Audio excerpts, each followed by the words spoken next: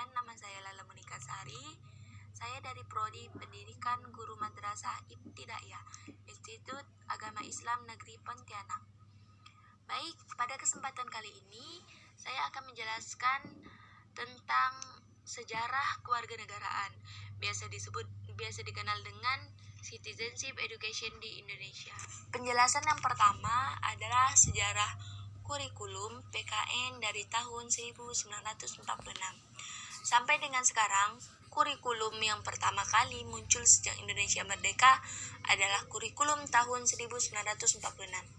Pada kurikulum pertama ini, belum ada mata pelajaran pendidikan kewarganegaraan atau citizenship education. Di dalam kurikulum yang pertama ini terdapat mata pelajaran pengetahuan umum yang di dalamnya memasukkan pengetahuan tentang pemerintahan. Nah, inilah cikal bakal dari mata pelajaran pendidikan kewarganegaraan atau citizenship education yang masih bergabung menjadi satu dengan mata pelajaran pengetahuan umum yang lainnya. Yang kedua, pada kurikulum tahun 1957 juga belum terdapat mata pelajaran pendidikan kewarganegaraan. Yang ada adalah mata pelajaran tentang tata negara dan tata hukum. Pada kurikulum tahun 1962 muncul mata pelajaran civic, terutama pada kurikulum SMA. Mata pelajaran ini berisi tentang pemerintahan Indonesia berdasarkan Undang-Undang Dasar 1945.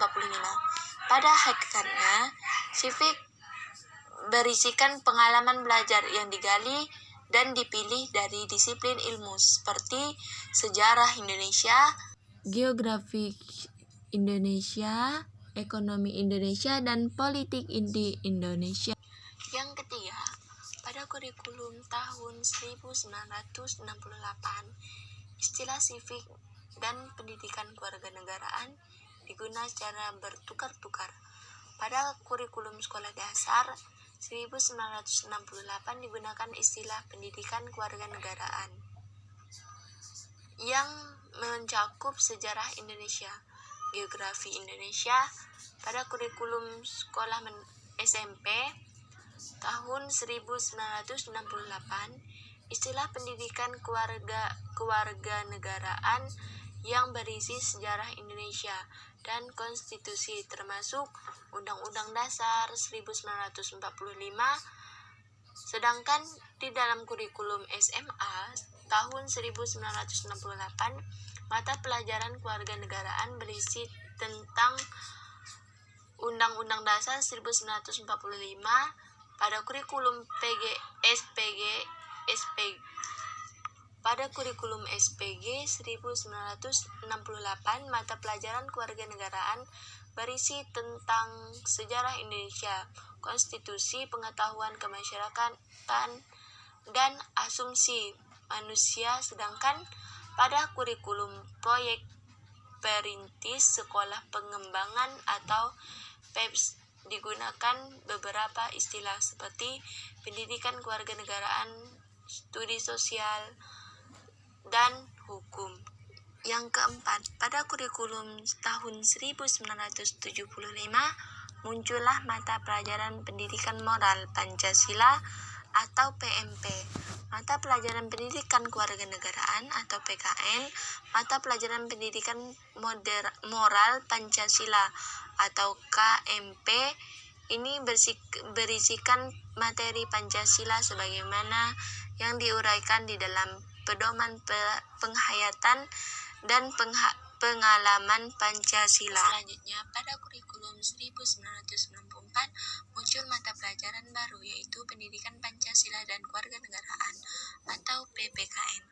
Munculnya mata pelajaran ini didasarkan pada SPN nomor 2 tahun 1989 pada pasal 39 yang menggariskan adanya mata pelajaran pendidikan Pancasila dan kewarganegaraan sebagai mata pelajaran wajib pada kurikulum semua jalur, jenis, dan jenjang pendidikan. Kurikulum PPKN tahun 1994 ini mengorganisasikan materi pembelajaran atas dasar konsep nilai yang disarifatkan dari P4, dan sumber resmi lainnya yang ditata dengan menggunakan pendekatan spiritual meluas berdasarkan kurikulum tahun 1994 tersebut.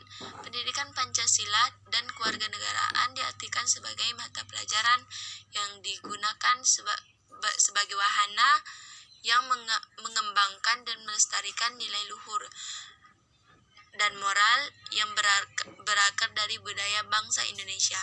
Pada era reformasi dirubah dengan pendidikan kewarganegaraan atau PKN.